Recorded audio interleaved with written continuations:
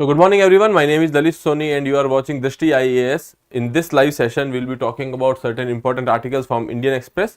So thank you Ravi Kumar, you have mentioned the topics. So let's start.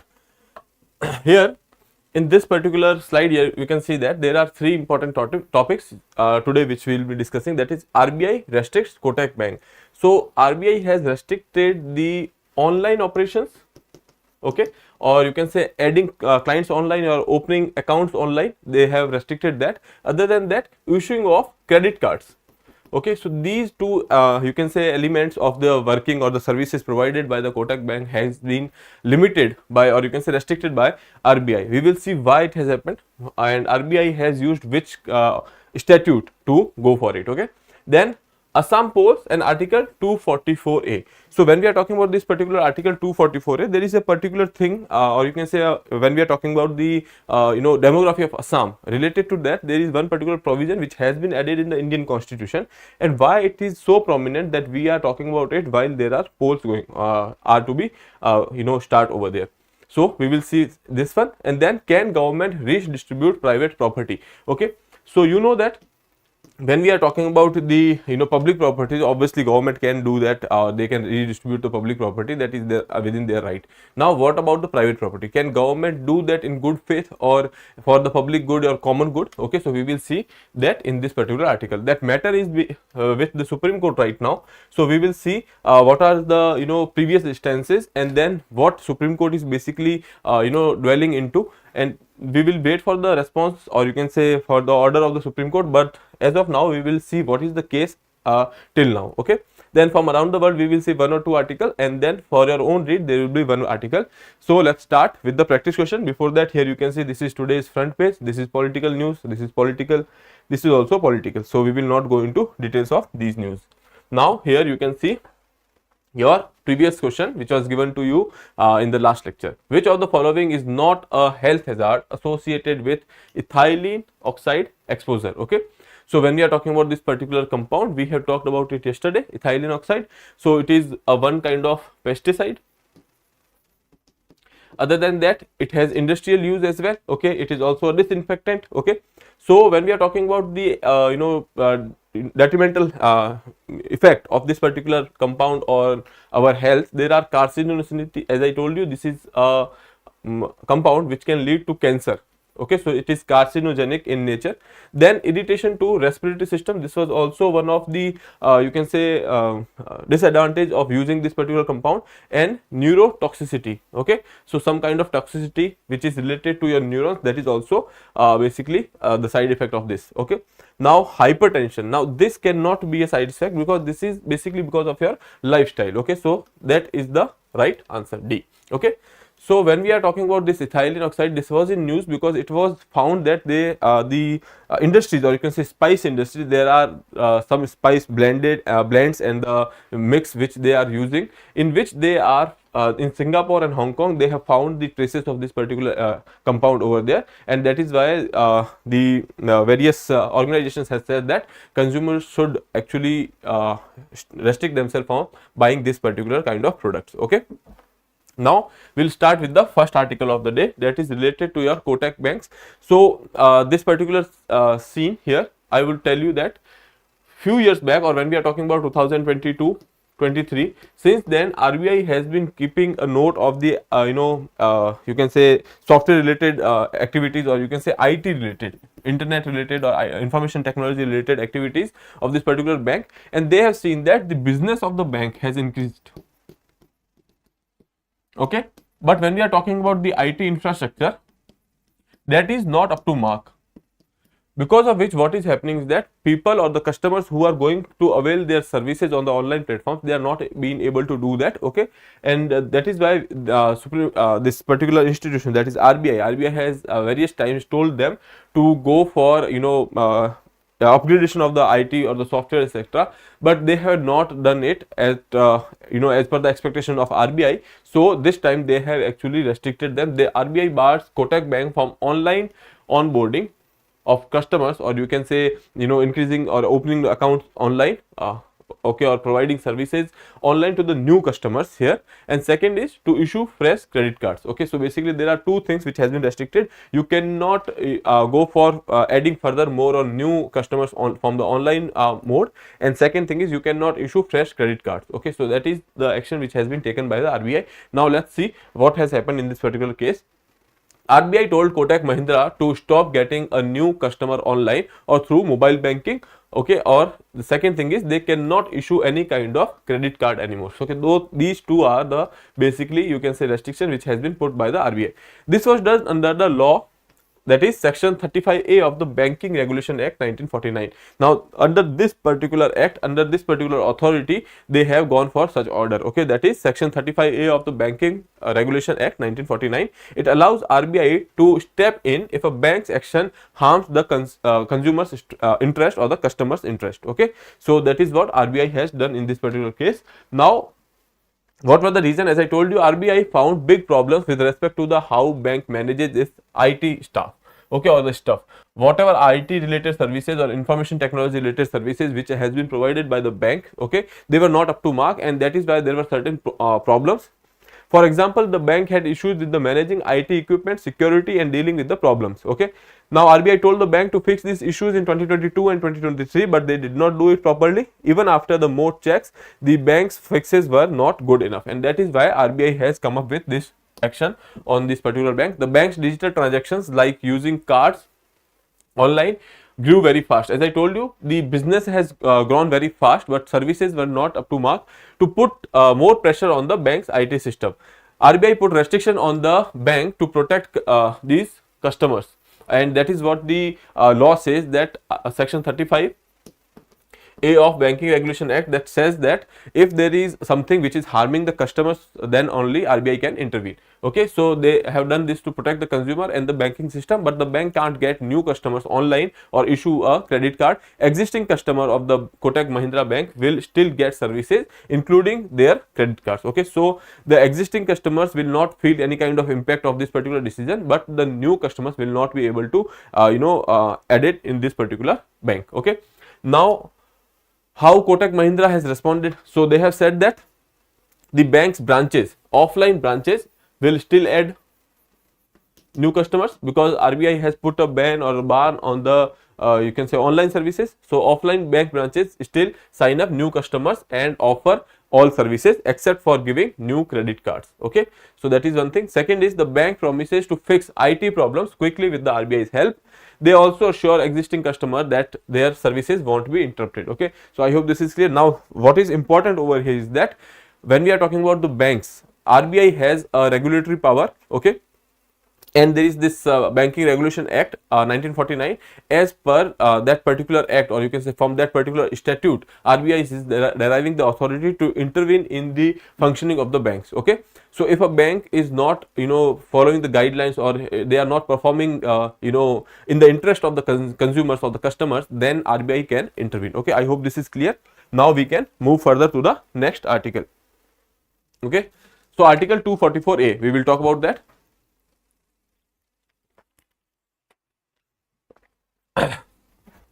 This was added through 22nd Constitutional Amendment Act in 1969. Okay, so that is one thing you must remember, and other than that we will talk about various things. You know that this was added in 1969, and there was this Meghalaya which has become a state in 1972.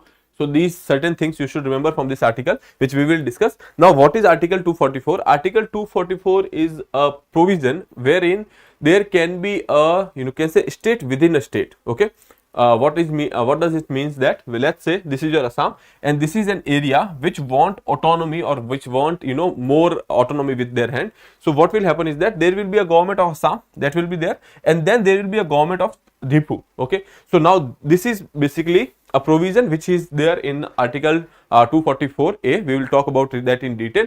Then second thing here they will talk about is 6th schedule. You know that there are 4 states which are part of your 6th schedule, that is Assam, Tripura, Manipur and Meghalaya. Okay, so these are the 4 states which are part of your 6th schedule, and since Assam is also there, when we are talking about 6th schedule, it is you can say a provision wherein they will give you a extra autonomy. Okay, there will be a autonomous council, etc. The idea behind here is that the communities which are living in this particular area, like tribal communities which are living in that area, they are shy from the mainstream contact, and that is why, to protect their interest, there was initially it was thought that they will be given some kind of autonomy to these particular areas. Okay, now since they are part of the mainstream, but still there is some kind of autonomy which is needed in those areas, so that is why we have such provisions. Okay, so now let's start. Assam's tribal majority Dipu Lok Sabha constituency, which votes on the 26th of April, candidate of all parties has promised the implementation of Article 244A of the Constitution to create an autonomous state within a state. Now, this is the terminology which is very important for you, that is autonomous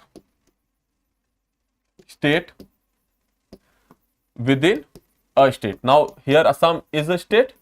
In the Assam, we are going for another autonomous state, that is of Dipu.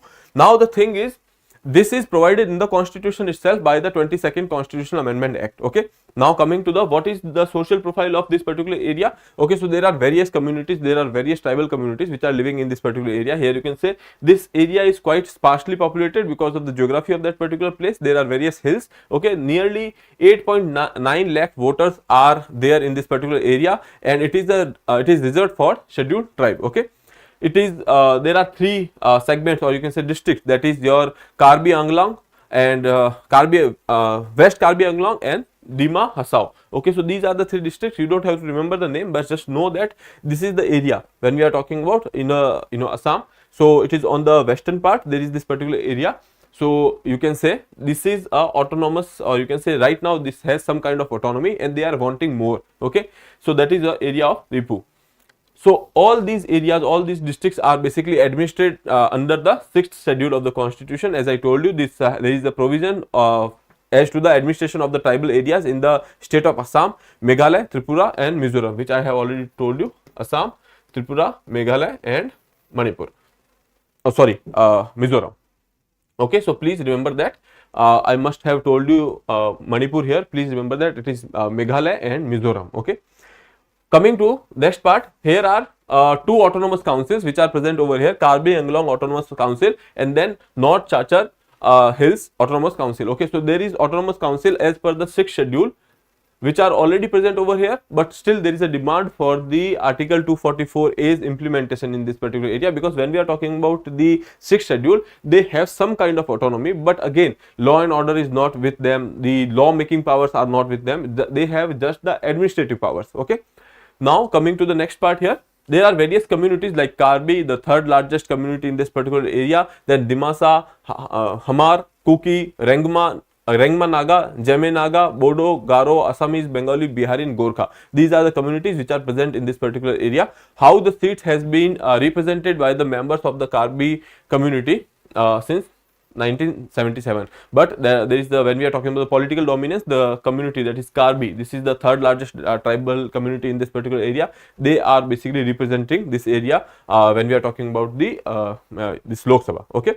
Now what is Article 244A? Now let's see the Constitution amendments. 22nd Constitution Amendment has added Article 244A, which enables Parliament to pass an act to form within the state of Assam an autonomous state comprising, whether wholly or in part, all or any of the parts, specific tribal areas, okay, including Karbi Anglong. So basically here they are saying that form the part of the whole part of the Assam or some part of the Assam or some specific tribal areas, they can go for the formation of the autonomous state within a state. Okay. Now Article 244 only deal with the Assam.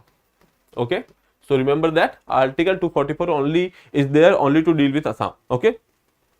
Now here you can see the autonomous state, its own legislature will be there, council of minister will be there, or both will be there. Okay. So now, as I told you earlier, in the 6th schedule they did not have any kind of law making power, they did not have their own government, but when we are talking about this Article 244, they will have their own government, a council of minister, legislative will be there, and other than that they will have law and order related powers as well. Okay.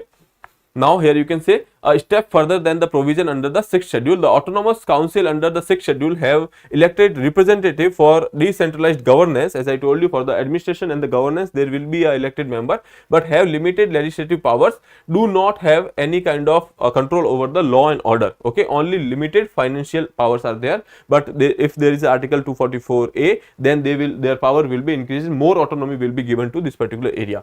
When the demand of this autonomy has started, so when we are talking about the 1950s, okay, so in 1950s in this particular area there was a demand of a separate hill nations, separate hill states. Separate hill states mean that they are trying to go for Meghalaya, building Meghalaya. Now this part also would have gone with the Meghalaya, but then the leaders over here, political leaders, has promised that they will be giving them article 244A's provision. They will implement article 244A in this particular area. Okay, as I told you, in 1969 this article 244 has come, 244A has come. Okay, and in 1972 there was a formation of Meghalaya. Okay, so at that point of time they have said that we will give you the implementation of article 244A, you stay with us. Okay, so that is how these communities, these areas stayed with the Assam. Other hilly states like Garo, Khasi, Jaintia, all these has gone to the Meghalaya. Okay, so that is where the story starts. After that there was various, you can say, negotiations etc., which has going on over there. Now recent, when we are talking about the current situation, there are 2 autonomous councils which are working over there. After that there were demands of this implementation of article 244A. Again and again there were some armed insurgencies which were there in the region, but then in 2021 there was this peace settlement which has been signed. Various peace settlement has been signed in the meanwhile in that particular time. In 2021 another peace settlement has been signed with the 5 militant groups in that particular area.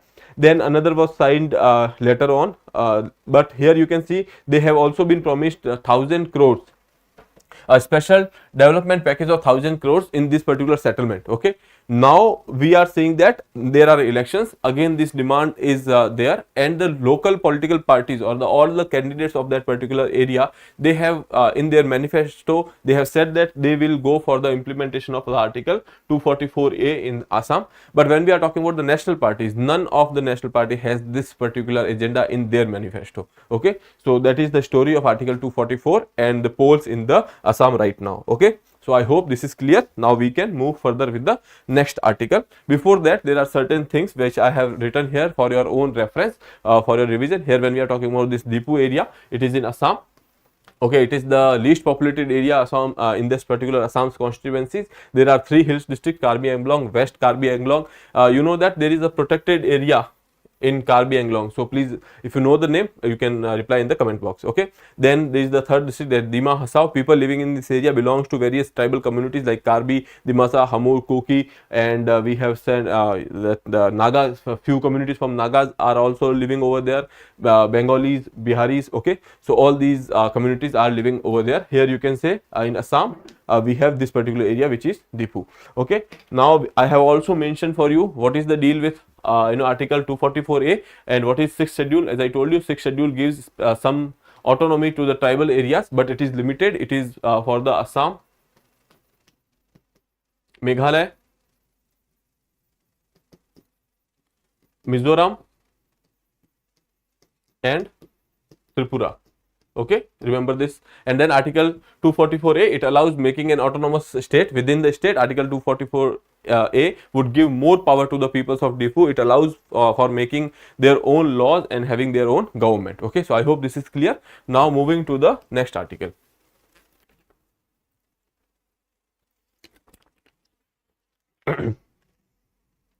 While talking about this article will be discussed in news.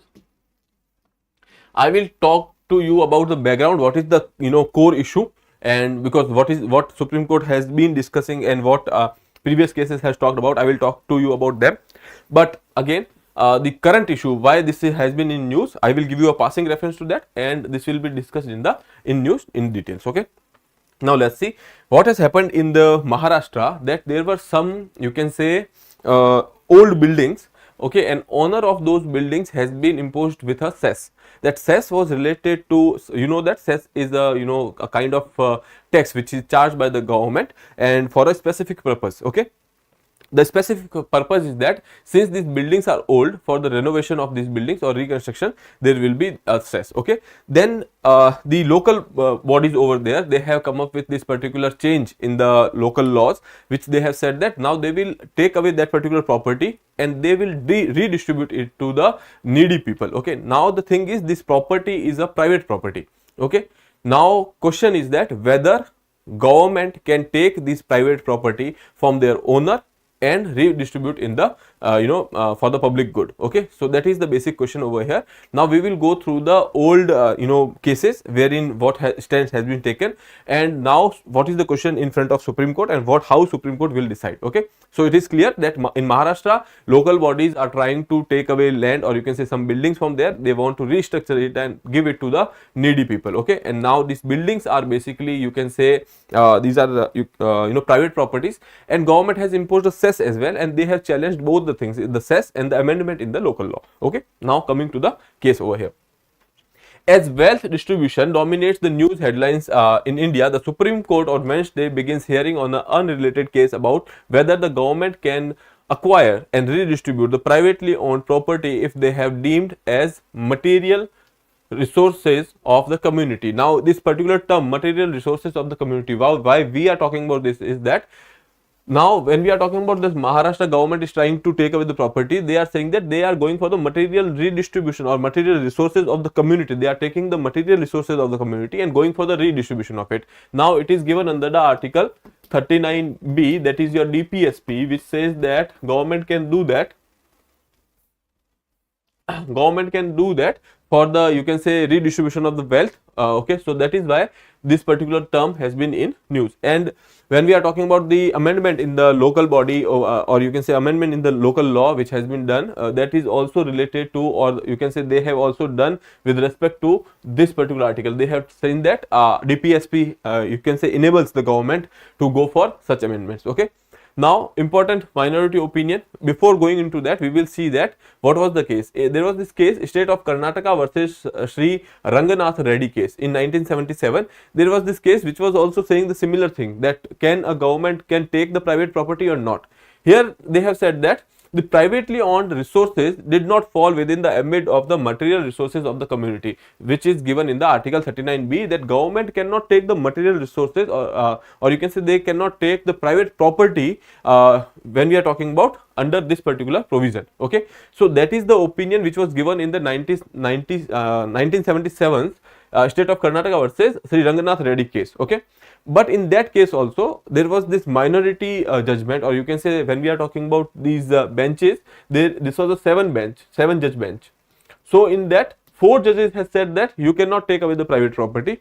3 judges said that there can be a provision like that, out of which there was this Justice Iyer. He has said that held that the privately owned resources must also be considered the material resources of the community, because individual, whatever he is earning, etc., he is part of the community, and that is why his resources can also be part of the community, because he has taken those resources, or he has earned or acquired the resources from the community itself, okay. So here is that everything of the value or use in the material world is material resource, and the individual being the member of a community, his resources are part of those community. So in this particular, you can say, this is a socialist view which has been taken over here, that these resources belongs to the community. Now no doubt you have acquired it from your own hard work, but the thing is, when the community needs it, you have to give it back to the community. Now that is what Justice Iyer has said in that particular case, okay. So here you can say, when we are talking about this particular article, that is 39B, here let's see, part 4 of the Constitution, directive principle of the state policies, article 39B places an obligation on the state to create policy towards securing ownership and the control of the material resources of the community are so distributed as best to subserve the common good, okay. So basically they are saying that the resources or the material resources of the community should be distributed in a way that there exists a common good, okay. So basically you can say that they are talking about the redistribution of the wealth, okay, so that the gap can be reduced, okay. Now this is basically article 39B which is talking about over here. But again, you know that these DPSPs, Okay, they are not directly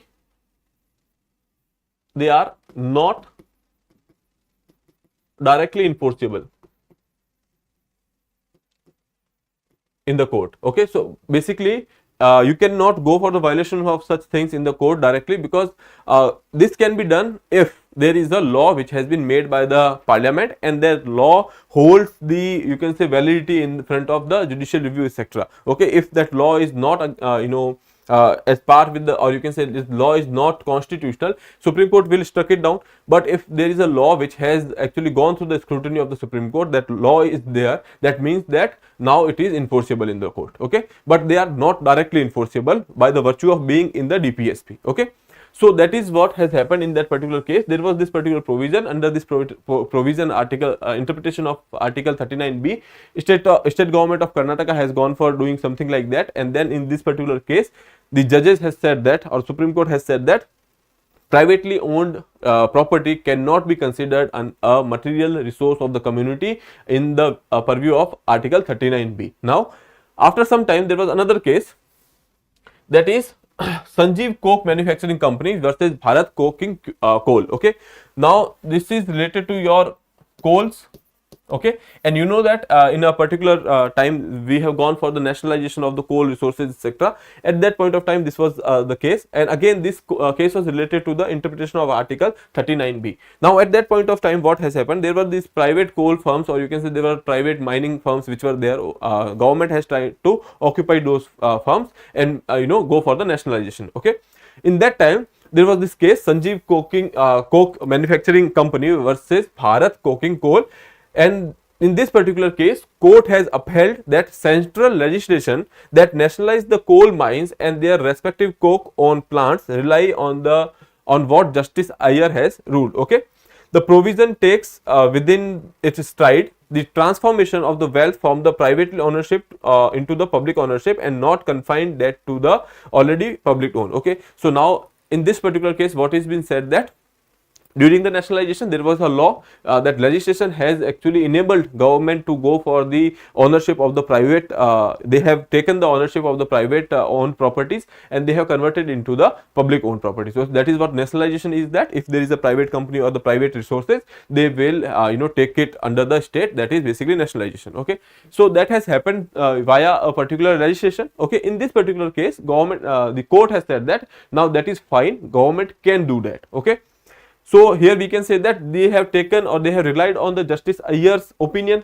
in the minor in the case, that is Karnataka versus Ranganath Reddy case. But again they have not mentioned it that we are relying on the Justice Iyer's judgment. They simply said that since there is a law and this is part of DPSP, and if directly they are not enforceable, but if there is a law they can be enforceable. And now they have said that the material resources, the word which is used in this particular article, that is material resources of the community, that includes both private as well as the public ownership. Okay, so that has happened in this particular case, that is Sanjeev Coke Manufacturing Company and the Bharat Coal.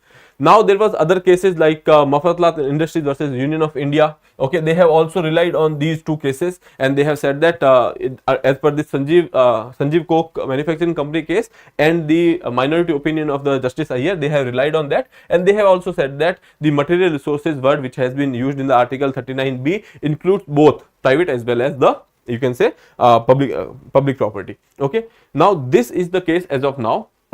As per these cases or the precedences which are set by the Supreme Court, it is clear that private property as well as public property, they are both part of this material resource word which has been taken in the article 39B. Now this case, as I told you, case which is in dispute, the cesses which has been imposed by the Maharashtra government or in that particular area. So in that particular case, they have gone against the cess to the High Court, and then High Court has said that okay, fine, this case cesses are fine. Now they have gone to the Supreme Court, and Supreme Court various benches has been changed because of the contentious issue. Earlier there was a 5-judge, then 7-judge, and right now it is a 9-judge bench. Now they will have to decide on this particular matter. Okay, so that is the matter which we have already discussed. Now we will wait for the Supreme Court's response. Okay, here you can say what is the background. As I told you, Supreme Court is hearing a case about whether government can take and redistribute the private owned property if they are seen as material resources of the community as per the Article 39B of the Constitution. Please remember this Article 39B of the Constitution. They can ask you. Article 39B falls under the directive principle of the state policy and the guides government policies, but isn't directly enforceable in the court because DPSCs are not directly enforceable in the court. Okay. The cessation property dispute, the current dispute, which is, as I told you, the current case arises from the challenges to the amendment to Maharashtra Housing and the Area Development Act in 1986. Then Maharashtra allowed the state to acquire buildings and the land to transfer them to the needy person. Now this case belongs to 1986, but the thing is still there is no judgment which has been given. This case is pending for like last 30 years in the Supreme Court. So that is why this has been in the discourse again. MHADA allowed the state to acquire buildings and the land and transfer them to the needy person. Okay, owners of the seized property challenged this in the court, and now this matter in the Supreme Court. And now Supreme Court, what they will see, the Bombay High Court ruled that the law enforced for the DPSP could not be challenged for violating the right to equality. So that was the opinion of the High Court, that you cannot go for the challenging it. But the private ownership or association, they have gone to the Supreme Court in 1992. Since then this matter has been in dispute, and Supreme Court will allow now decide on this particular matter. Now next article, which is from your around the world.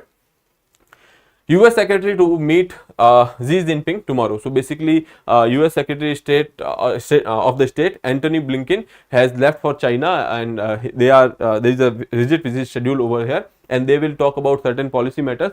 Other than that, there are certain things which has happened recently which has ached China, because recently we have talked about a particular aid which has been given. USA has given aid to Ukraine, Israel and to Taiwan as well recently. Before this particular visit, like 3-4 days back, this aid was given to Taiwan as well. Now China is not very happy with that, because China says that Taiwan is basically part of their territory. Taiwan says that they are a sovereign nation, and USA consider Taiwan as a sovereign nation, and that is why USA is supporting them as well. Okay, so before this particular visit, since this particular thing has happened, so this this particular article I have taken here, you can say US Secretary of State Antony Blinken has begun a critical trip to China. Okay, billions of dollars in assistance to the Ukraine, Israel and Taiwan, as well as the forced TikTok's China-based parent company to sell the social media platforms. Okay, so you don't have to go for this, but the thing is there is a certain contentions between China and you can say USA with respect to Taiwan over here. Okay, disagreements over the numerous global regional disputes are there. Okay, when we are talking about the issue of South China Sea, USA goes for various exercises in that particular area, or navigation related, freedom of navigation related exercise in that particular area, and China has problem with that. China has problem with USA's presence in the South China Sea. Okay, here you can say they have signed the two sides at least willing to discuss their difference. Now when we are talking about this particular visit, you know that for a long time these two countries were not going for any kind of dialogue, but recently there is this dialogue which has been started. So there is this sign that these two countries are trying to talk, they are trying to go for reduction of the differences. $8 billion to counter Chinese threat in Taiwan. So they have given $8 billion. As I told you, they have given $8 billion to Taiwan to counter the Chinese threat. China has railed against US assistance to Taiwan, which is regarded as a renegade province, and immediately condemned the move as a dangerous provocation. Okay, so as they have given the aid, they have said that it is a dangerous provocation to China, against China here, seriously violates US commitment to China, sends a wrong signal to Taiwan independent separatist forces, and pushes the self-governing island republic into a dangerous situation. So basically they are saying that if you are giving some kind of money or aid against China to Taiwan, so basically that sends a signal to the separatist organizations over there that USA is with them. So that is basically a dangerous situation in the self-governing island. Right now Taiwan is a self-governing island. Okay. Discussions are also expected to be held on the conflicting topics such as China's dispute over the South China Sea, its trade with Russia amid its war with Ukraine, and the surge of the production of fentanyl precursor in the China, and they are exposed to USA. So basically they will be talking about certain things like trade, they will be talking about the issue of Russia and Ukraine war, they will be talking about this issue which has recently happened. Other than that, they will also talk about the South China Sea. We will keep a tab on that, otherwise this is not important from your prelims point of view. But remember that this issue of South China Sea, the issue in the South China Sea with respect to the islands, etc., that is quite important for your prelims. Okay, now last part here, you can say for your own read, there is this article, that is understanding inheritance tax. So you can go through this particular article. If time permits, we will take this article in some other session, or otherwise in any other you can say program of our Drishti IAS. Okay, but you can go through this particular article. This can be important from your just focus on the statutes. Okay, and don't go for the story, just the statutes which are important for you. Okay, now moving further, last part of the day, that is related to your practice question. Which of the following is not a state included in the schedule 6 of the Indian Constitution? Arunachal Pradesh, Tripura, Meghalaya and Mizoram. Okay, so you have to go through this particular question and answer in the comment box which state is not included in the schedule 6 of our constitution. Okay, so I hope this is clear. We'll wrap up this session here. If you have not subscribed the channel, please subscribe the channel.